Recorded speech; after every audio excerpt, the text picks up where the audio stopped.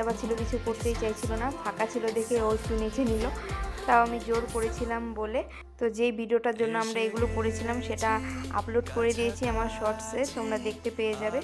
তো তারপর আমরা সেখান থেকে বেরিয়ে যাই, আর ভেবেছিলাম কিছু খাবো, কিন্তু প্রত্যেকটা দোকান বন্ধ ছিল, কারণ আমাদের সেখান থেকে বেরোতে বেরোতেই আমাদের 11টা বেজে গিয়েছিল। আর যা খাবো ভেবেছিলাম সব দোকান বন্ধ, তো কিচ্ছু আর খাওয়া হলো না।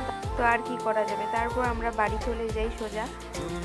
তো এই ক্লিপগুলো হলো পরের দিন সকালে নেওয়া। আমরা অনেক সকাল সকাল উঠেছি হাঁটতে যাব বলে, অ্যালার্ম দিয়েছিলাম 5টার দিকে, কিন্তু উঠতে উঠতে আমার সেই 5:30 বেজে গিয়েছিল।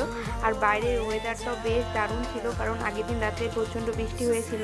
তো আমি সবার আগে উঠেছিলাম, তারপর ওদের অনেক কষ্ট করে উঠাতে হয়েছে। আমাদের দিদি তো যেতেই চাইছিল না, কিন্তু বেরোনোর পর ওর বেশ ভালো লাগছিল, আমার সাথে ঝগড়া করছিল যে যাবো না, তোরা যা তোরা যা, চিল্লাচিল্লি করছিল। কিন্তু বেরোনোর পর কিন্তু ওর মুড ঠিক হয়ে গেছিলো। আর এদিকে